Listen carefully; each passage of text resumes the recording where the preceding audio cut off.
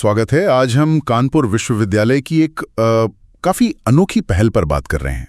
विश्वविद्यालय ने, आप देखिए, भारतीय ज्ञान परंपरा को आगे बढ़ाने के लिए ज्योतिष और कर्मकांड जैसे विषयों में औपचारिक पाठ्यक्रम शुरू किए हैं। हाँ बिल्कुल, ये काफी दिलचस्प कदम है। और ये जानकारी हमें मिली है मार्तंड संदेश पत्रिका से। उसमें एक लेख है जो विश्वविद्यालय के दीनदयाल शोध केंद्र के प्रवेश समन्वयक है ना, संगम वाजपेयी, उनके साथ बातचीत पर आधारित है। तो आइए जरा गहराई से समझते हैं कि ये पूरी पहल क्या है। हाँ, और ये जो प्रयास है ये छत्रपति शाहूजी महाराज विश्वविद्यालय कानपुर के दीनदयाल शोध केंद्र की तरफ से हो रहा है। इसका मुख्य उद्देश्य, जैसा कि स्रोत बताते हैं, वो है प्राचीन भारतीय विद्याओं को बढ़ावा देना। मतलब वेद, वेदांग, उपनिषद, पुराण, ये सब। वेद वेदांग, हाँ, यानी वेदों से जुड़े जो सहायक शास्त्र हैं। बिल्कुल, और ये सारा काम कुलपति प्रो विनय कुमार पाठक और प्रतिकुलपति प्रो सुधीर कुमार अवस्थी के मार्गदर्शन में हो रहा है, ऐसी जानकारी है। अच्छा, और संगम वाजपेयी ने खास तौर पर ज्योतिष शास्त्र और कर्मकांड पर जोर दिया है ना। हाँ, कर्मकांड मतलब वो वैदिक अनुष्ठान, रीति रिवाज, यज्ञ, संस्कार, ये सब। हाँ, बिल्कुल वही। जानकारी यही कहती है कि कर्मकांड के कोर्स में वैदिक कर्मकांड की प्रक्रियाएं, यज्ञ कैसे करें, 16 संस्कार क्या हैं, तर्पण और श्राद्ध जैसी विधियां, इन सब की विस्तृत जानकारी दी जाएगी। और ज्योतिष शास्त्र का भी गहन अध्ययन कराया जाएगा।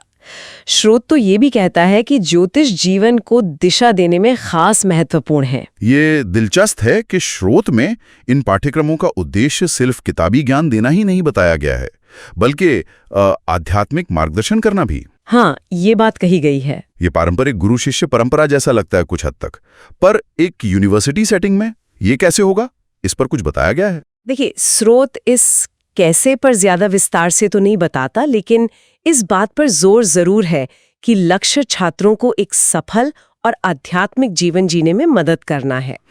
तो शायद ये एक तरीका है उस ज्ञान को, आप कह सकती हैं, व्यवस्थित रूप से देने का, औपचारिक शिक्षा के जरिए। हाँ, और पाठ्यक्रम की संरचना भी तय है। कर्मकांड और वास्तुशास्त्र में 1 साल का डिप्लोमा कोर्स है, मतलब 2 सेमेस्टर्स। 1 साल का डिप्लोमा, ठीक है। और ज्योतिष में 2 साल की MA डिग्री है, हाँ। 4 सेमेस्टर वाली। MA ज्योतिष में, अच्छा। और सीटें? जानकारी के मुताबिक हर कोर्स में फिलहाल 50 सीटें रखी गई हैं। 50 सीटें, ठीक है। तो मूल रूप से हम ये देख रहे हैं कि कानपुर विश्वविद्यालय इन पारंपरिक ज्ञान की धाराओं को, खासकर ज्योतिष और कर्मकांड को, फॉर्मल एजुकेशन सिस्टम का हिस्सा बना रहा है। हाँ बिल्कुल, ये एक तरह से प्राचीन ज्ञान को आधुनिक शिक्षा के ढांचे में ढालने की कोशिश है, कह सकते हैं। हाँ, और जैसा कि स्रोत में बताया गया है, इसके पीछे सोच बड़ी है। लक्ष्य सिर्फ इस प्राचीन ज्ञान परंपरा को बचाना या संरक्षित करना ही नहीं है।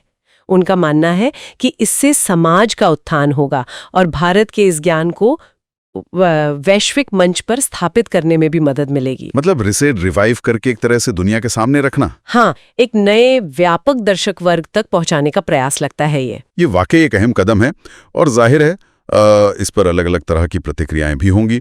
पारंपरिक ज्ञान को यूनिवर्सिटी डिग्री से जोड़ना, ये कई सवाल भी खड़े करता है। बिल्कुल, और यहीं पर एक सोचने वाली बात सामने आती है ना, कि जब ज्योतिष और कर्मकांड जैसे विषय विश्वविद्यालयों में, मतलब अकादमिक अनुशासन के तौर पर पढ़ाए जाएंगे, तो समय के साथ समाज में उनकी धारणा कैसे बदलेगी?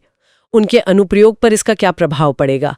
क्या उन्हें ज्यादा वैधता मिलेगी, स्वीकार्यता बढ़ेगी, या फिर ये जो अकादमिक खूंचा है वो उनके पारंपरिक स्वरूप को कुछ हद तक बदल देगा? सही बात है, ये देखना वाकई दिलचस्प होगा कि इसका आगे चलकर क्या असर होता है। मैं संगम वाजपेयी, सहायक आचार्य, दीनदयाल शोध केंद्र, छत्रपति शाहूजी महाराज विश्वविद्यालय, कानपुर से। आपने बताया कि यहाँ पर ज्योतिष से संबंधित कोर्स चल रहे हैं। जी, तो ये कोर्स कब स्टार्ट हुआ, कब से चल रहा है? ज्योतिष और कर्मकांड का कोर्स 2 साल पूर्व प्रारंभ हुआ था, जिसमें हमारा ज्योतिष MA ज्योतिर्विज्ञान है, जो जिसके हमारे एक बैच अभी निकल चुका है जून में, और कर्मकांड के हमारे 2 बैच निकल चुके हैं। 3 साल से कोर्स चल रहा है, तीसरा सत्र भी जुलाई से प्रारंभ होगा। और वर्तमान में वास्तुशास्त्र के डिप्लोमा के लिए भी एक कोर्स प्रारंभ हुआ है, जिसमें हमारे 2 सेमेस्टर हैं, 1 वर्ष का यह डिप्लोमा है।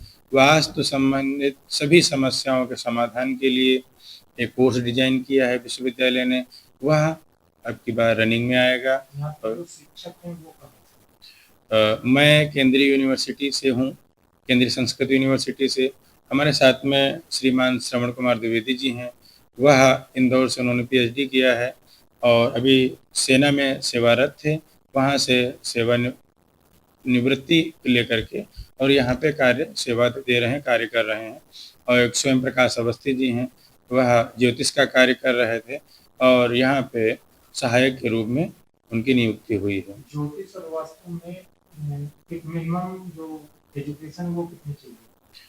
ज्योतिष के लिए अनिवार्य रूप से स्नातक होना चाहिए, किसी भी सब्जेक्ट से स्नातक हो और उसको सामान्य हिंदी, सामान्य भाषा का ज्ञान हो, हिंदी का भी, संस्कृत का भी और इंग्लिश का भी, ताकि वह कक्षा में बैठ करके सभी विषयों का अच्छे से समझ सके। इसका उद्देश्य क्या था? ये आपको ये खोला गया शोध केंद्र, इसका उद्देश्य क्या? भारतीय ज्ञान परंपरा की जो एक निरंतर ज्ञान गंगा का प्रवाह भारत में था, उसका धीरे धीरे ह्रास हो रहा है चारों तरफ। तो हमारे प्रोफेसर कुलपति विनय कुमार पाठक जी ने यह प्रारंभ किया, प्रोफेसर प्रति कुलपति सुधीर कुमार अवस्थी जी, उन दोनों लोगों ने विचार विमर्श करके इस भारतीय ज्ञान परंपरा को पुनः जीवित कैसे किया जाए और यह समाज को कैसे दिशा और दशा सुधार सके, इसके लिए इन्होंने कार्य रखा है।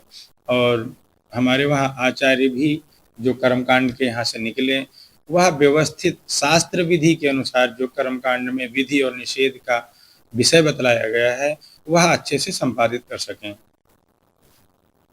और ये जो विद्यार्थी इसमें लेंगे, एडमिशन लेंगे, उनका कोई मानक रखा गया है या किसी भी विषय में या किसी भी प्रकार के? अभी मानक तो सामान्य रखा गया है कि किसी भी विषय से वह स्नातक हों, स्नातक के बाद में अपना एमए ज्योतिर्विज्ञान में प्रवेश ले सकते हैं। कर्मकांड के लिए उनका उत्तर मध्यमा संस्कृत में होता है, उत्तर प्रदेश माध्यमिक संस्कृत शिक्षा परिषद से उत्तर मध्यमा माने इंटर बोलते हैं उसको, वह उत्तीर्ण होगा तभी वह कर्मकांड में एडमिशन ले पाएगा। तो सामान्यतः हम देखते हैं कि इसका भाषाई ज्ञान कैसा है और इनकी शिक्षा कैसी रही है, उसके आधार पे इनको प्रवेश दे रहे हैं।